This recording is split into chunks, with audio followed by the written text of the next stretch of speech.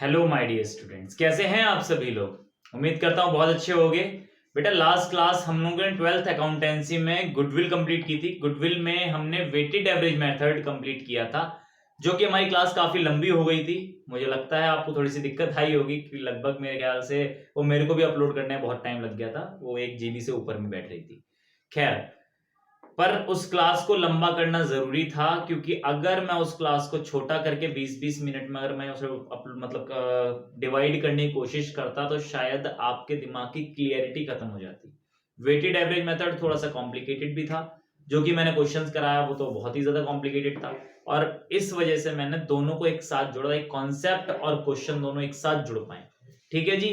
खैर, आज की क्लास हम ज्यादा लंबी नहीं करने वाले हैं। आज हम उसके नेक्स्ट टॉपिक की स्टार्टिंग कर रहे हैं। पार्ट नंबर 19 है आज हमारे पास गुडविल में, जो पार्ट फंडामेंटल से कंटिन्यू होता हुआ आ रहा है। मैंने पहले ही बताया गुडविल के बाद ही मैं पार्ट्स चेंज करूंगा, 1 2 3 4 से दोबारा स्टार्ट कर दूंगा, एडमिशन वगैरह, change in profit sharing ratio वगैरह के। ठीक है जी। तो आज की स्टार्टिंग हम लोग कर रहे हैं सुपर प्रॉफिट मेथड से। तो ठीक है भैया, क्लास की स्टार्टिंग से पहले मैं आपको बता दूं, वीडियो को लाइक कमेंट शेयर सब्सक्राइब सब कर देना। आप करते नहीं हो, इसलिए मैं बता रहा हूं आपको अभी। ठीक है जी। तो जरा स्टार्ट करते हैं। आज की क्लास क्या थी? Super profit method. Super profit method goodwill का आपका अगला मेथड है। इस मेथड में मैं आपको बता दूं, ये कुछ नहीं बल्कि एवरेज प्रॉफिट का एक्सटेंशन है। या मैं आपको ये बोल दूं कि ये मेथड बहुत बहुत बहुत ज्यादा इंपॉर्टेंट वर्ड तो मैं एवरेज प्रॉफिट के लिए ही यूज करूंगा, लेकिन ये कह दूं ये बहुत ज्यादा सही मेथड है, बेस्ट मेथड है। क्यों? बिजनेसमैन के पॉइंट ऑफ व्यू सोचूं तो ये बहुत बेस्ट मेथड है। लेकिन अगर मैंने पिछली क्लास में आप लोगों को बताया, पिछली से पिछली क्लास में जब मैंने एवरेज प्रॉफिट आपको समझाया, सिंपल एवरेज प्रॉफिट, तो आपको मैंने बताया था कि ये बहुत ज्यादा इंपॉर्टेंट है। मैंने बताया था ये बहुत ज्यादा इंपॉर्टेंट है। कौन सा? एवरेज प्रॉफिट मेथड बहुत ज्यादा इंपॉर्टेंट था, लेकिन ये नहीं कहा था कि वो बेस्ट है। वो मेथड आपका इंपॉर्टेंट इसलिए है क्योंकि एग्जाम में सबसे ज्यादा आता है और सबसे ज्यादा सिंपल है, इसलिए बहुत ज्यादा इंपॉर्टेंट और ज्यादातर जो एग्जामिनर है उसी को पूछते हैं। लेकिन सुपर प्रॉफिट भी कई बार पूछा गया है, लेकिन जो आपका सुपर प्रॉफिट है बिजनेसमैन के पॉइंट ऑफ व्यू से बहुत अच्छा है।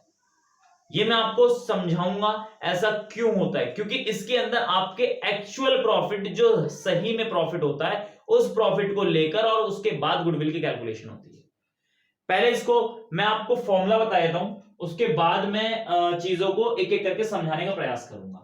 तो सुपर प्रॉफिट मेथड से आपको निकालनी तो अल्टीमेटली गुडविल ही है। तो गुडविल का फॉर्मूला क्या है? Super profit multiply by number of years purchase. Super profit कैसे निकलेगा मैंने वर्किंग नोट 1 बता रखा है, बताऊंगा भी क्या है। पर number of years purchase as usual पहले की तरह ये कि always given in the question. अगर नहीं दे रखा है तो एज्यूम क्या कर लेना, 1 साल एज्यूम करके क्वेश्चन को सॉल्व कर देना। बात समझ में आती है?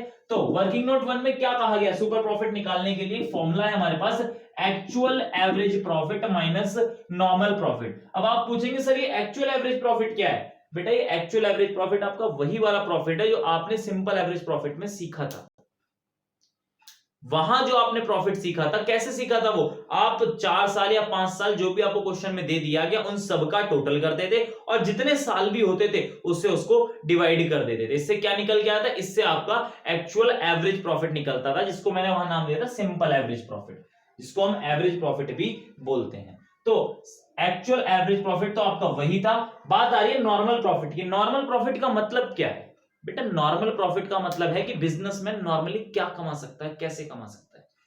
कहने का मतलब, पहले इसको थोड़ा सा समझ लेना क्या है नॉर्मल प्रॉफिट। पहले मैं समझा दूं, ये सब फॉर्मूले पढ़ के बता देता हूं, उसके बाद समझाता हूं एक करके। नॉर्मल प्रॉफिट क्या कहता है कि कैपिटल एम्प्लॉयड में अगर आप normal rate of return multiply करेंगे तो आपको नॉर्मल प्रॉफिट निकल आएगा।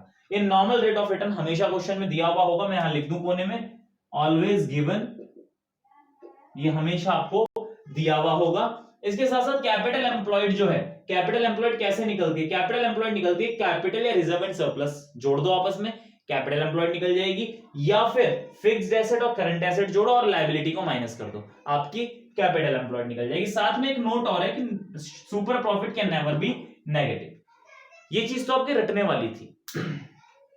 मैं यहां पर इसको खत्म करके, जैसे मैंने कराया अभी, और मैं क्वेश्चन करा दूं तो मेरी यहां जिम्मेदारी खत्म हो जाती है। पर मैं रटवाता नहीं हूं, जैसे कि मैंने स्टार्टिंग में ही बताया, मैं हर चीज को समझा के चलता हूं। हर चीज का एक लॉजिक है। अकाउंटेंसी जो आपकी बनी है हर चीज के लॉजिक के ऊपर बेस होके बनी है। एक भी चीज ऐसे ही नहीं कि किसी का सर किसी का पैर किसी ऐसे नहीं घुसा दिया है। ये हर चीज एक लॉजिक के बेस से बनी है और हर चीज का एक प्रॉपर लॉजिक है।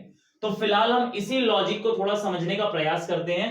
इसको भैया मुझे लगता है आप पॉज करके नोट कर लेना, मैं अपनी वीडियो पॉज नहीं कर रहा हूं, मैं बस को रब करके आई कंटिन्यू करूंगा, ठीक है जी।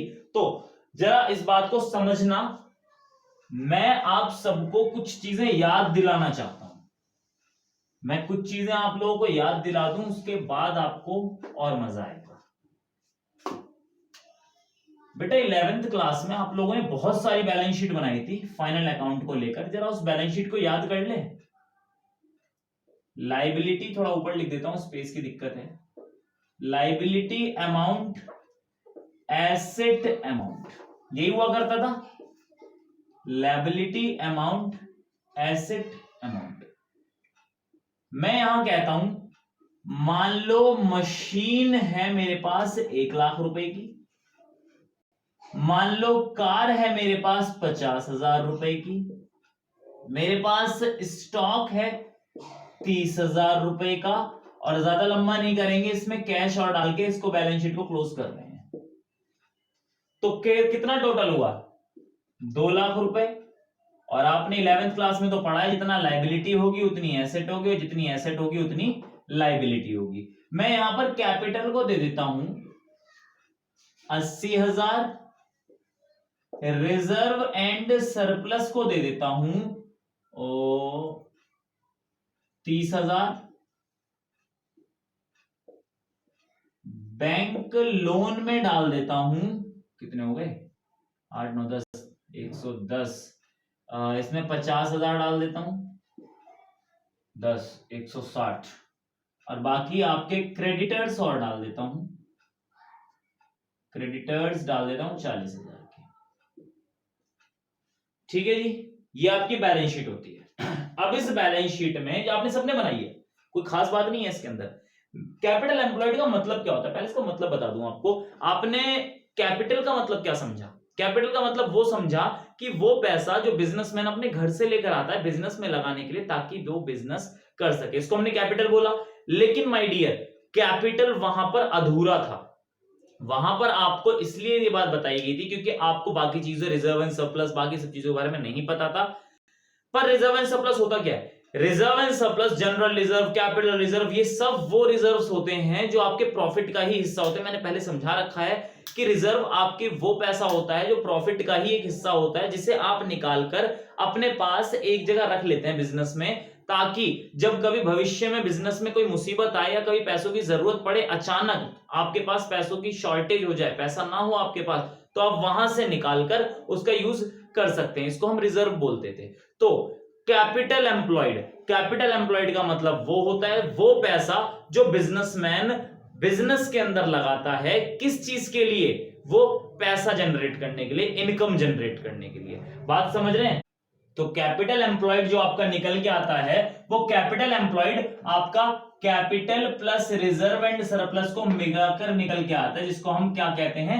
Capital employed. बात समझ में आती है? रिजर्व एंड सरप्लस और कैपिटल को आप जोड़ देंगे, ये आपकी कैपिटल की एक्चुअल डेफिनेशन है। बात समझ में आ रही है? मैंने आपको इंटरेस्ट ऑन कैपिटल आपको समझाया था फंडामेंटल के अंदर, उसके अंदर भी ज्यादा चीज डिटेल में नहीं बताई थी। वहां पर भी ये बताया था कि इंटरेस्ट ऑन कैपिटल, इसकी चीज को थोड़ा रोकेंगे, अभी मैं बताता हूं थोड़ी, लेकिन अभी मैं आपको बता दूं कैपिटल रिजर्व, इसको पहले समझाऊंगा। जो मैं अभी इंटरेस्ट ऑन कैपिटल बता रहा था वो यहाँ का टॉपिक है, अभी थोड़ी देर में बताता हूं इसके बारे में। कि capital and reserve and surplus को जोड़कर आप निकालते हैं क्या? Capital employed. लेकिन मैं आपसे ये कह रहा हूं, जैसे मैंने फॉर्मूला बताया, कैपिटल रिजर्व एंड सरप्लस को मिलाकर आपका कैपिटल एम्प्लॉयड निकल गया। लेकिन मान लो आपको दे ही नहीं रखा कैपिटल एम्प्लॉयड और रिजर्व एंड सरप्लस, क्या निकाल दोगे? बिल्कुल निकाल देंगे। क्यों? भाई सीधी सी बात है यार, बैलेंसिंग फिगर से निकाल देंगे। जो एसेट साइड का टोटल है, इसमें लायबिलिटी माइनस कर देंगे, तो आपको क्या आ जाएगा? कैपिटल एम्प्लॉयड आ जाएगा, क्योंकि कैपिटल रिजर्व एंड सरप्लस को मिलाकर ही तो कैपिटल बना है। बात समझ में आती है? तो मैं आपसे कह दूं, एसेट साइड का मतलब क्या है? Fixed asset plus current asset, दोनों को आप मिला देंगे और फिर उसमें से आप लायबिलिटी माइनस कर देंगे, तो आपका कैपिटल एम्प्लॉयड निकल के आ जाएगा कि नहीं आ जाएगा?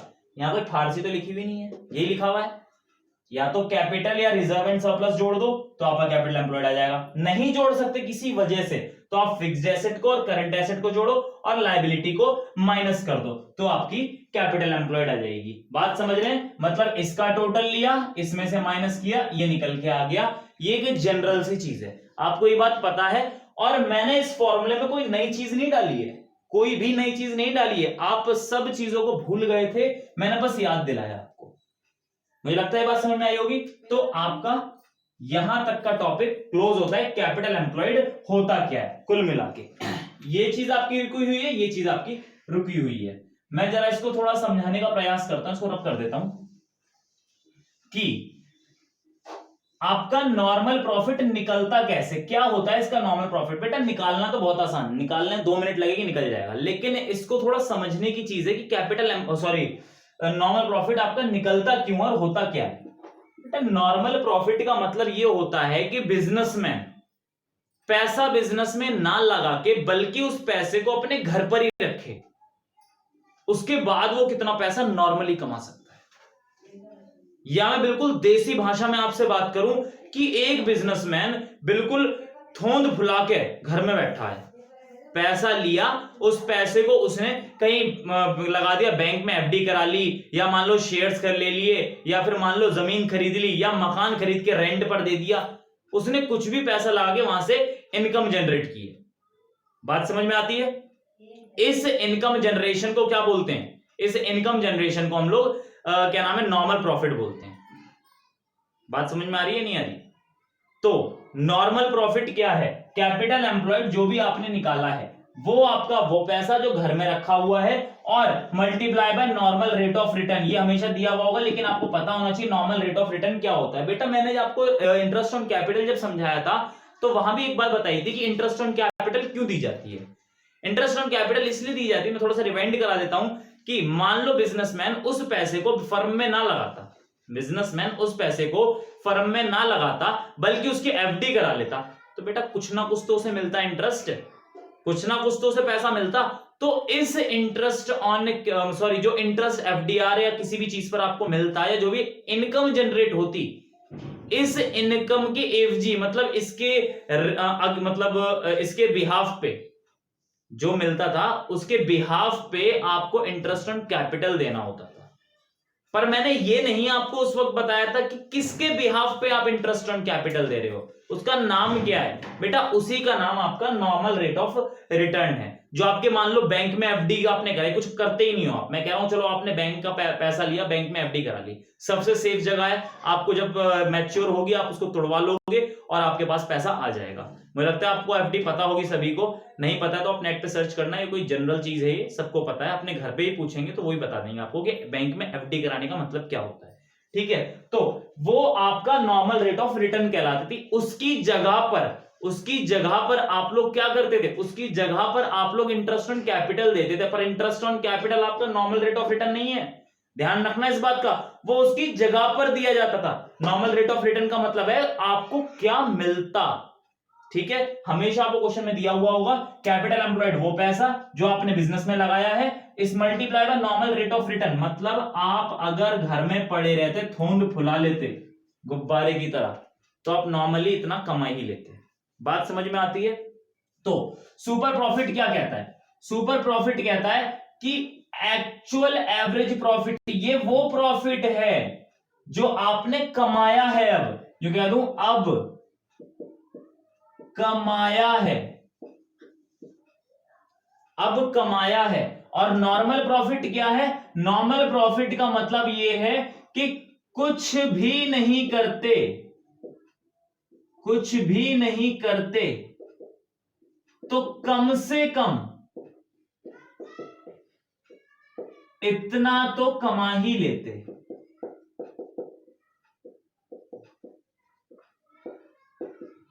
भैया मेरी हिंदी की राइटिंग ज्यादा अच्छी नहीं है, अच्छी क्या बिल्कुल ही अच्छी नहीं है, थोड़ा समझ लेना। मैंने इसलिए लिखा है ताकि आपको चीजें याद रहें, वरना मैं ज्यादा लिखता नहीं हूं हिंदी में। ठीक है जी, तो फिलहाल इतना चलिए तो भैया थोड़ा एडजस्ट कर लेना, बोल तो मैं हर चीज ही रहा हूं कि एक्चुअल एवरेज प्रॉफिट का मतलब है अब कितना कमाया है आपने, और नॉर्मल प्रॉफिट आप कितना कमा लेते अगर आप कुछ भी नहीं करते। लिखा है मैंने कुछ भी नहीं करते तो कम से कम इतना तो कमा ही लेते, उसको हम नॉर्मल प्रॉफिट बोलते हैं। मैं कह रहा हूं आपसे एक छोटी सी बात कह रहा हूं, वैसे ही इसको रब कर देता हूं मैं, अब ये इसकी कोई रेलिवेंसी है नहीं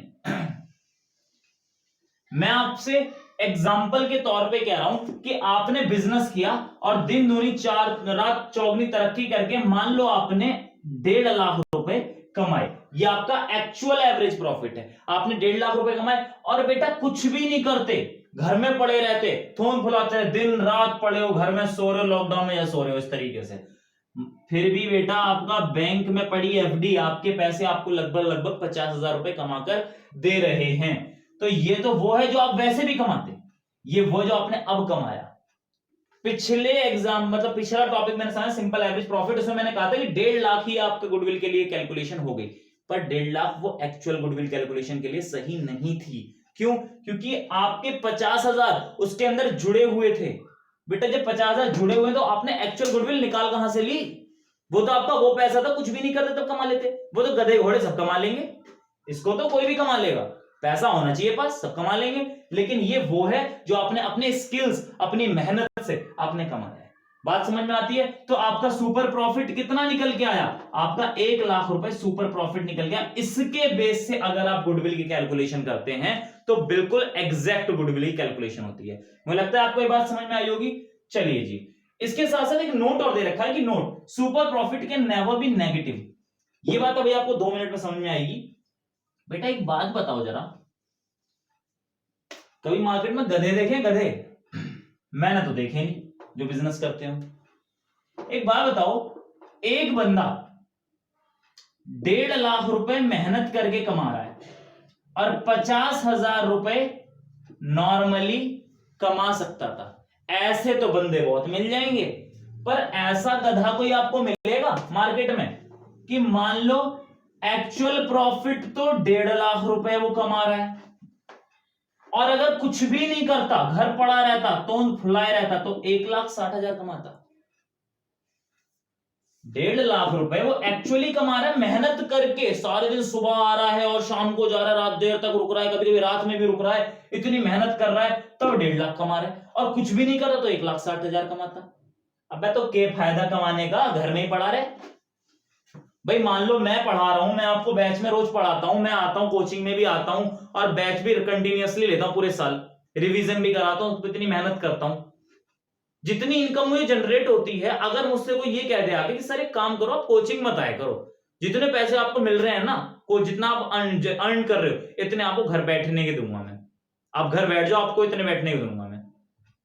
ईमानदारी की बात है, एक दिन नहीं दिखने का कोचिंग के अंदर में, मैं चमकने का ही नहीं हूं, दूर दूर तक नहीं दिखना है कोचिंग के आसपास, अगर इतने पैसे कोई मुझे दे दे। बात समझ में आ रही है? कोई नहीं आने का, आप भी नहीं आओगे। आपसे कह दिया जाए, आपके पेरेंट्स जो भी काम कर रहे हैं, आपके पेरेंट्स से कहे बेटा घर बैठो सैलरी आपको मिलेगी, सॉरी बेटा काम है ना, पेरेंट्स से कहेंगे कि आप घर बैठे और आपको सैलरी हम घर पहुंचाएंगे, तो बताएं कि आपके पेरेंट्स जाएंगे? एक दिन नहीं जाने के, घर में पड़े रहेंगे, भाई चल जब दे रहे हैं पैसे क्या जरूरत है जाने की। बात समझ में आ रही है? तो कभी भी सुपर प्रॉफिट नेगेटिव नहीं हो सकता, क्योंकि ऐसे गधे मार्केट में बहुत कम होते हैं, बहुत कम, उनकी गिनती हम कभी गुडविल में नहीं लेंगे। कहने का मतलब मेहनत कर रहा है तो 1.5 लाख कमा रहा है, बिना मेहनत के 1,60 कमाएगा, तो भैया काय को मेहनत कर रहा है, तो करे ही मत मेहनत।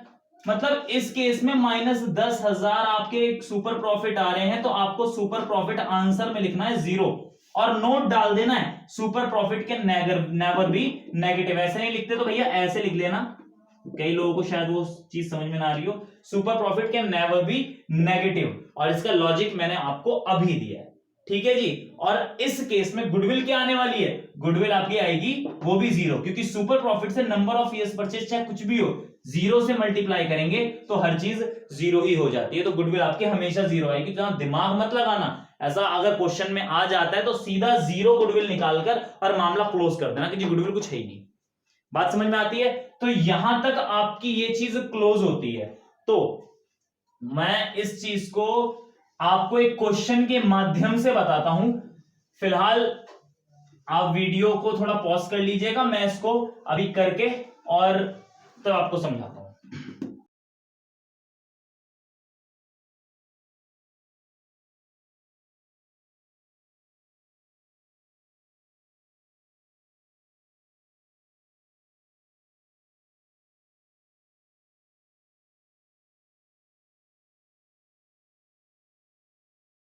हाँ जी, तो आप लोगों को मैंने अब तक सुपर प्रॉफिट के फॉर्मूले और उसके एक्सप्लेनेशन के बारे में बताया।